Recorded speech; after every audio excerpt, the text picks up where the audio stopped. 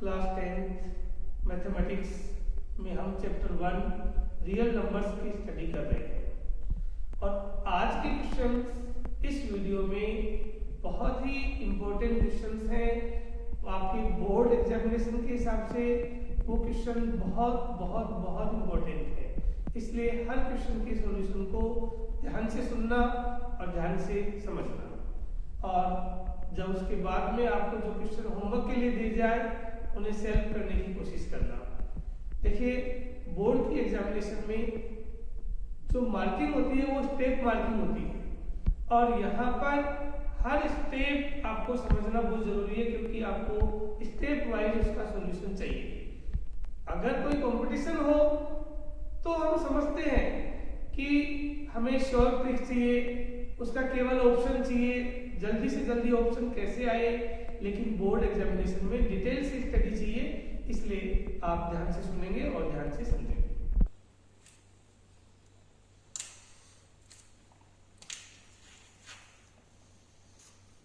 Class 10th और 10th की जो मैथमेटिक्स है बहुत ही इंटरेस्टिंग मैथमेटिक्स है, इजी भी है। और आज चैप्टर 1 रियल नंबर्स पार्ट 2 की स्टडी हम कर रहे हैं। पार्ट 1 हमारा वीडियो फर्स्ट था और ये है पार्ट 2। और पार्ट 2 में हम एक्सरसाइज 1.1 क्वेश्चन 2 से स्टार्ट करेंगे, क्योंकि exercise 1.1 question number 1 HCF find करने तक की स्टडी हमारे वीडियो फर्स्ट में आप देख चुके होंगे। आज इस वीडियो में 1.1 क्वेश्चन नंबर 2। यहाँ हम लेमा की स्टडी एक बार वापस उसे रिकॉल करेंगे कि कोई भी डिविडेंड है A, उसे आपने डिवाइड किया B से, क्वेश्चन आया Q और रिमाइंडर बचा R। तो हमारा डिवीजन लेमा क्या कहता है? A equal to BQ plus R, यानी जो डिविडेंड है वो dividend equal to divisor into question plus reminder. Condition क्या है कि जो रिमाइंडर होगा वो 0 के इक्वल हो सकता है, 0 से बड़ा हो सकता है, लेकिन डिवाइजर से हमेशा छोटा ही होगा। अब इसी एग्जांपल को, इसी लेमा को हम यहाँ पर इस तरीके से भी हम देख सकते हैं कि सपोज करो कि जो डिविडेंड है A हमने B की जगह 6 से डिवाइड किया। 6 से डिवाइड किया तो लेमा क्या हो गया? A equal to 6Q plus R। B की जगह 6 आ गया, तो यहाँ रिमाइंडर 0 के इक्वल हो सकता है, 0 से बड़ा हो सकता है, लेकिन 6 से छोटा होगा। 6 से हमेशा छोटा ही रहेगा, तो रिमाइंडर की कंडीशन क्या क्या होगी? वो 0, 1, 2, 3, 4 और 5 तक हो सकता है। अब 5 तक हो सकता है तो ये सारे केस एक एक बार रख करके देखेंगे हम। तो मान लीजिए सपोज करो रिमाइंडर को हमने 0 रखा। जब रिमाइंडर को 0 रखा तो A इक्वल टू, यहाँ पर 6Q प्लस R था तो R की जगह 0 कर देंगे। यहाँ A इक्वल टू 6Q हो गया, प्लस 0 कर दिया तो कोई मतलब नहीं उसका, यहाँ A इक्वल टू 6Q। अब आप देख रहे हो कि इसमें से 2 कॉमन ले सकते हैं अपन। 2 कॉमन लिया या 2 बाहर लिया तो अंदर क्या बच गया? 3Q। अब इसी प्रकार से रिमाइंडर 0 की जगह हमने 1 रखा तो हमारे पास हो गया A equal to 6Q plus R। 6Q plus R की वैल्यू अपन 1 रख रहे हैं तो 6Q प्लस 1, लेकिन इसमें कोई भी कॉमन नहीं है, इसलिए हम इसको एक बार यही छोड़ते हैं। नेक्स्ट R इक्वल टू 2, अगर रिमाइंडर की वैल्यू 2 लेते हैं तो हमारे पास A हो गया lemma A equal to 6Q plus 2। इन दोनों टर्म्स में हमारे पास 2 कॉमन है, 2 कॉमन है तो बच गया क्या? 3Q plus 1। अब देखिए, आप सब जानते हो कि किसी भी नंबर को अगर 2 से डिवाइड करें तो हमेशा उसकी इवन वैल्यू हो जाती है। 2 से मल्टीप्लाई करें, किसी भी नंबर को 2 से मल्टीप्लाई करें तो वो उसकी इवन वैल्यू हो जाती है। यहाँ 2 से मल्टीप्लाई करेंगे इसको तो इसका मतलब हुआ कि ये एक इवन वैल्यू है। यहाँ भी 2 से मल्टीप्लाई करेंगे इसको तब ये आता है, इसका मतलब ये भी एक इवन वैल्यू है। नाउ R की वैल्यू अगर 3 हो तो A equal to 6Q plus 3, यहाँ 2 कॉमन नहीं आ सकते, इसलिए इसको यही छोड़ देंगे। R इक्वल टू 4 लेते हैं तो A equal to 6Q plus 4। अब यहाँ पर भी आप देख रहे हो कि 2 कॉमन आ रहे हैं, 2 कॉमन आ रहा है तो बच गया 3Q प्लस 2, और 2 से इसको मल्टीप्लाई किया तो ये भी इवन वैल्यू हो गई। ऐसे ही R इक्वल टू 5 लिया तो 6Q प्लस 5। अब आप इन केसेस में आपने क्या देखा कि 6 क्यूब इसमें 2 कॉमन आ रहा है, 6 क्यूब प्लस 2 में आ रहा है और 6 क्यूब प्लस 4 में आ रहा है, यानी 6 क्यूब प्लस 2 और 6 क्यूब प्लस 4 ये हमारे डिविडेंड की इवन वैल्यूज हुई। और अगर ये तीनों जो इवन वैल्यूज हुई ये और ये, तो जो बच गई वो ओड वैल्यूज होगी, यानी 6 क्यूब प्लस 1, 6 क्यूब प्लस 3 और 6 क्यूब प्लस 5 डिविडेंड की ओड वैल्यूज होगी। यही हमारा सेकेंड क्वेश्चन है। Show that any positive odd integer is of the form 6 cube plus 1 और 6 क्यूब प्लस 3 और 6 cube plus 5 where q is some integer. q क्या है? कोई इंटीजर है। तो वैसे ही हमने जो मैंने अभी आपको एक्सप्लेन किया, सेम वही चीज यहाँ पर मैंने लिखी है कि कोई भी पॉजिटिव इंटीजर a लेकर के a को हमने b से डिवाइड किया, b की जगह यहाँ 6 हो गया, क्वेश्चन में 6 से डिवाइड किया। सपोज करो क्वेश्चन का है q और रिमाइंडर बचा r, तो हमारे पास a equal to 6 Q plus r हो गया और r की जो वैल्यू होगी वो यहाँ पर 0, 1, 2, 3, 4, 5 कितना भी हो सकता है। तो हम यहाँ पर लिखेंगे r इक्वल टू 0 से 1 से 2 से 3 से 4 से और 5 से। तो ये केसेज हो गए, इनमें से ये 3 केसेज इवन हो गए, तो बचे भी 6 क्यू प्लस 1, 6 क्यू प्लस 2 और 6 क्यू प्लस 4, ये 3 इवन वैल्यूज हो गई।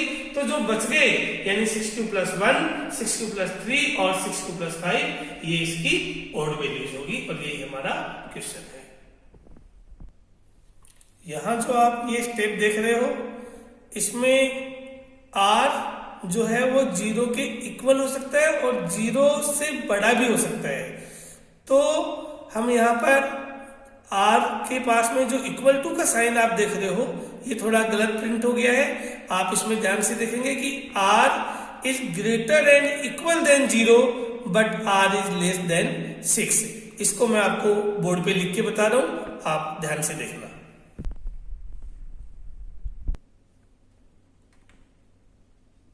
Now 1.1 question number 3। अब देखिए क्वेश्चन नंबर 3 एक वर्ड प्रॉब्लम है और इस वर्ड प्रॉब्लम में क्या दिया हुआ है कि 616 आर्मी मेंबर्स हैं और 32 आर्मी के बैंड वाले मेंबर्स हैं। अब कंडीशन क्या है कि उनको मार्च पास्ट करना है और मार्च पास्ट में बैंड वाले मेंबर्स आगे रहेंगे, बाकी आर्मी मेंबर्स पीछे रहेंगे। कॉलम्स बना करके, लाइन बना करके हर लाइन में सेम मेंबर्स अरेंज किए जाएंगे। तो हमें यह पूछा गया है कि मैक्सिमम कितने कॉलम बनाए कि आर्मी मेंबर्स और बैंड मेंबर्स हर कॉलम में इक्वल आ जाए, ये हमें पूछा है। यहां सबसे बड़ी और खास बात यह है ध्यान रखने की कि कभी भी वर्ड प्रॉब्लम आए और आपको ये डिसाइड करना हो कि दिए हुए नंबर्स का एलसीएम निकालना है या एचसीएफ निकालना है, इसके लिए आप हमेशा एक ध्यान से सुनना मेरी बात कि अगर आपको लगे कि हमारा आंसर जो क्वेश्चन में जो नंबर दिए हुए हैं उनसे बड़ा नहीं हो सकता, उनसे छोटा ही होगा, तो हमेशा एचसीएफ फाइंड करना है, एचसीएफ। लेकिन अगर आपको लगे कि जो क्वेश्चन में नंबर दिए हुए हैं, क्वेश्चन में जो 2 पॉजिटिव इंटीजर्स आपको दिए हुए हैं, आंसर हमारा उससे छोटा नहीं हो सकता, उससे बड़ा ही होगा, तो हमें एलसीएम फाइंड करना होगा। और ये दोनों टाइप के एग्जांपल्स इस चैप्टर में आएंगे, लेकिन इस वीडियो में ये एचसीएफ फाइंड करने का एक क्वेश्चन है बहुत इंपॉर्टेंट, क्योंकि आप सब जानते हो कि 616 आर्मी मेंबर्स है, 32 बैंड मेंबर्स है। आप इनको अरेंज करोगे तो मैक्सिमम कॉलम कितने बनेंगे, कितनी लाइन बनेगी, वो लाइन 32 या 616 से ऊपर तो हो नहीं सकती, लाइनें तो कम ही होगी, number of line, number of columns वो तो कम ही होंगे। और जब कम होंगे तो कम के लिए मैंने अभी आपको बताया कि एचसीएफ फाइंड करेंगे। तो यहाँ एचसीएफ फाइंड करेंगे यूक्लिड्स डिवीजन लेमा से। कोई जरूरी नहीं एग्जाम के अंदर अगर आपको ये दिया हुआ नहीं हो कि यूक्लिड डिवीजन लेमा से या एल्गोरिथम से फाइंड करो, तो कोई जरूरी नहीं, आप प्राइम फैक्टराइजेशन से भी फाइंड कर सकते हो। लेकिन 1.1 में प्राइम फैक्टराइजेशन से HCF फाइंड करना नहीं है, इसलिए हम यहाँ यूक्लिड डिवीजन लेमा से HCF फाइंड करेंगे। अब आप एक बार डिवाइड देखिए, बड़े नंबर को छोटे नंबर से डिवाइड किया, 32 1 जा 32 बचे 29, 6 32 9 जा 288 बचा 8, पूरा डिवाइड हो गया। अब रिमाइंडर से वापस डिवाइड किया, 32 को डिविडेंड बना लिया, 8 4 जा 32, ये सब आपको फर्स्ट वीडियो में बता दिया था। लास्ट में रिमाइंडर 0 कब आया, जब 8 से डिवाइड किया, तो हमारा लास्ट डिवीजन इसका HCF हो गया। अब ये रफ काम है, इसके कोई मार्क्स नहीं है, इसको हम लेमा की फॉर्म में लिखेंगे। लेमा की फॉर्म में लिखेंगे कि 616 is equal to 31 into 19 plus 8. Remainder is not equal to 0. Therefore again 32 is equal to 8 into 4 plus 0. Remainder equal to 0. जब लास्ट में रिमाइंडर 0 आया तो HCF हो गया 8। 616 और 32 का HCF 8 हो गया। क्वेश्चन में ये पूछा है मैक्सिमम कितने कॉलम बनेंगे, तो मैक्सिमम 8 कॉलम बनेंगे। 8 कॉलम बनेंगे तो इक्वल मेंबर्स हर कॉलम में आ जाएंगे। मान लो बोर्ड की एग्जाम में इस क्वेश्चन में एक नई चीज और पूछ ली, आपके एनसीईआरटी में जो नहीं पूछी है वो बोर्ड की एग्जाम में सपोज करो पूछ ली कि हर कॉलम में कितने मेंबर्स खड़े किए जाएंगे, कितने मेंबर्स होंगे, तो उसके लिए आप टोटल मेंबर्स ले लीजिए, दोनों मेंबर्स को प्लस किया और कितनी लाइन बनेगी, कितने कॉलम बनेंगे उससे डिवाइड कर दिया। टोटल इतने मेंबर्स हैं और लाइंस इतनी है, कॉलम्स इतने हैं, 8 से डिवाइड कर दिया तो 81 जो मेंबर्स हैं वो हर एक कॉलम में वो आ जाएंगे। और इस प्रकार से ये नई चीज भी आपको एग्जाम में इसी क्वेश्चन में पूछी जा सकती है। इसी क्वेश्चन को मैंने यहाँ कंप्लीट लिख दिया है, पूरा कंप्लीट, और वही मेथड है, वही डिवीजन लेमा से आपको यहाँ पर सोल्व करके बताया हुआ है। तो HCF आ गया 8, required number of maximum columns is equal to 8, और ये एक्स्ट्रा जो मैंने लिखा है यहाँ पर, इसका मतलब है कि एनसीईआरटी में क्वेश्चन में नहीं पूछा हुआ है, ये कुछ एक्स्ट्रा नॉलेज है, वो जरूरी है कि number of army members in each column is equal to 81 members.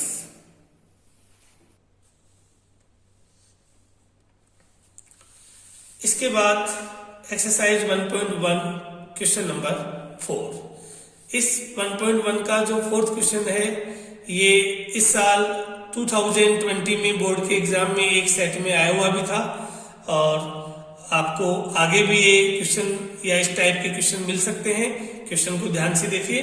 Question क्या है, use Euclid's division lemma to show that the square of any positive integer is either of the form 3m or 3m plus 1 for some integer m। तो देखिए अब यहां पर bq plus r की जगह है 3m प्लस 1, तो हमें ये लाना है कि कोई भी पॉजिटिव इंटीजर की स्क्वायर फॉर्म या तो 3m की फॉर्म में होगी या 3m प्लस 1 की फॉर्म में होगी। कोई ओड और इवन का काम नहीं है यहाँ पर, तो इसलिए कोई भी पॉजिटिव इंटीजर चाहे वो ओड हो चाहे इवन हो, या तो 3m की फॉर्म में होगा और या 3m प्लस 1 की फॉर्म में होगा, हमें ये प्रूव करना है। ऐसे केस के लिए हमने मान लिया, हम सपोज करो कोई भी पॉजिटिव इंटीजर है a को हमने 3 से डिवाइड किया, क्योंकि यहाँ b की जगह 3m है, b की जगह 3 है, bq प्लस r, तो डिवाइजर हमारा 3 है यहाँ पर, इसलिए हमने 3 से डिवाइड किया, और 3 से डिवाइड किया तो क्वेश्चन आया q, रिमाइंडर आया r, ऐसा हमने सपोज किया। इस कंडीशन में लेमा क्या कहता है, a equal to 3q plus r। अब रिमाइंडर डिवीजर के इक्वल नहीं हो सकता, उससे बड़ा नहीं हो सकता, उससे छोटा होगा, तो छोटा होगा तो रिमाइंडर 0 हो सकता है, 1 हो सकता है और 2 हो सकता है। अगर रिमाइंडर 0 लेते हैं तो a इक्वल टू 3q हो गया, रिमाइंडर 1 लेते हैं तो a equal to 3q plus 1 हो गया, और रिमाइंडर 2 लेते हैं तो a equal to 3q plus 2 हो गया। अब ये तीनों केस हम अलग अलग पढ़ेंगे, एक बार a इक्वल टू 3q लेकर के, एक बार 3q प्लस 1 लेकर के, एक बार 3q प्लस 2 लेकर के। सपोज करो a इक्वल टू 3q है, केस फर्स्ट है हमारा a equal to 3q। Question में लिखा है कि square of any positive integer, उस केस में दोनों साइड का स्क्वायर करना है, यानी स्क्वायरिंग बोथ साइड्स। लेकिन अगर क्वेश्चन में कभी cube of any positive integer पूछे तो दोनों साइड का क्यूब करोगे। तो यहाँ पर स्क्वायर वाला क्वेश्चन है, इसलिए स्क्वायरिंग बोथ साइड्स, दोनों साइड का हमने स्क्वायर किया तो आया a square equal to 9q square. अब a square equal to 9q square में से 3 कॉमन ले लेंगे। क्वेश्चन में अगर 3m लाना है तो 3 कॉमन लो, 9m लाना है तो 9 कॉमन ले लो। यहाँ 3m लाना है तो हमने 3 कॉमन ले लिया, बाकी बचा वो ब्रैकेट में रखा। अब जो ब्रैकेट में बचा है उसको हमने m मान लिया। क्वेश्चन में m दिया है तो m मान लो, क्वेश्चन में p दिया हुआ है तो p मान लो, क्वेश्चन में n दिया हुआ है तो n मान लो, कुछ भी जो क्वेश्चन के अकॉर्डिंग आपको यहाँ मानना है। तो a स्क्वायर इक्वल टू 3 हमने कॉमन लिया था, जो ब्रैकेट में बचा उसको m मान लिया। तो हमने क्या प्रूव किया कि कोई भी पॉजिटिव इंटीजर उसकी स्क्वायर फॉर्म 3m की फॉर्म में होगी। ये है इक्वेशन नंबर फर्स्ट। यहाँ ब्रैकेट में हमने लिख दिया कि 3q स्क्वायर को हमने m माना है। अब केस टू में हमने पॉजिटिव इंटीजर a को ले लिया 3q प्लस 1 की फॉर्म में, 3q प्लस 1, वही स्क्वायरिंग बोथ साइड्स। तो स्क्वायरिंग बोथ साइड्स करेंगे तो a स्क्वायर इक्वल टू, इसे सॉल्व करेंगे a प्लस बी के होल स्क्वायर से, a प्लस बी के होल स्क्वायर से जब सॉल्व करेंगे तो a square plus 2ab plus b square से लिखेंगे तो 9q square plus 6q plus 1, then a square equal to, अब देखिए हमें तो वही चीज 3m लाना है, 3 को कॉमन लेना है। तो इन स्टार्टिंग 2 टर्म्स में से 3 कॉमन ले लेंगे।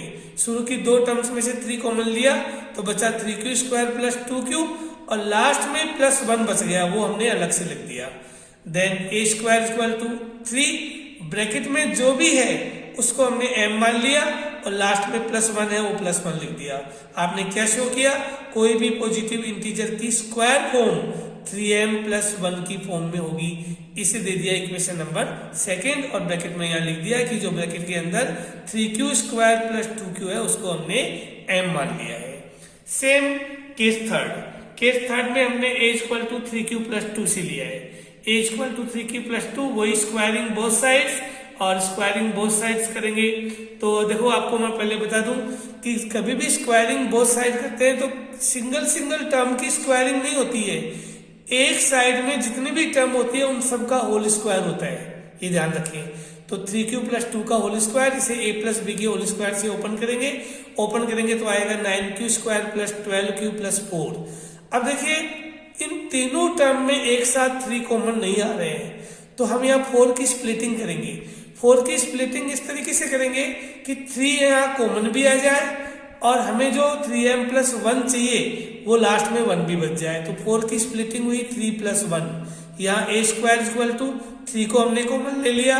कॉमन लेने के बाद में हम 3 टर्म्स में से हमारे पास बचा 3q square plus 4q plus 1, और लास्ट में जो 1 है वो बच गया। यहाँ 3 को 3 से डिवाइड किया इसलिए 1 बचा है ब्रैकेट के अंदर, और प्लस 1 जो लास्ट में है हमारे पास वो है। Next a square equal to 3, bracket के अंदर जो भी है उसको हमने m मान लिया प्लस 1, यहाँ इक्वल टू 1 नहीं है प्लस 1 है, ये ध्यान रखना। a square equal to 3m plus 1 है, इक्वल टू 1 नहीं है, यहाँ 3m प्लस 1, इसे हमने इक्वेशन थर्ड मान लिया। अब इक्वेशन फर्स्ट, सेकेंड और थर्ड तीनों से हमने क्या देखा कि कोई भी पॉजिटिव इंटीजर की स्क्वायर फॉर्म या तो 3m की फॉर्म में होगी या 3m प्लस 1 की फॉर्म में होगी। और इसके साथ ही ये 1.1 के क्वेश्चंस कंप्लीट होते हैं। उसके बाद में जो 5वां क्वेश्चन है, क्वेश्चन नंबर 5 है, उसको आपको होमवर्क के लिए दिया जा रहा है। उसमें cube of any positive integer है, यानी आप जो भी पॉजिटिव इंटीजर यहाँ पर लेंगे उसकी स्क्वायरिंग की जगह क्यूबिंग करना है दोनों साइड का, बस, और कुछ भी दिक्कत नहीं है, बाकी सारी चीज सेम है। इसमें 3 कॉमन लिया था, उसमें 3 मानोगे तो 3 कॉमन लेना, उसको भी आप 3 से डिवाइड कर लेना, क्योंकि क्वेश्चन 9 का आएगा वहां पर, लेकिन 9 3 का मल्टीपल है, इसलिए आप 3q प्लस 1r से ही आप उस क्वेश्चन को भी सॉल्व कर सकते हो। Thank you very much.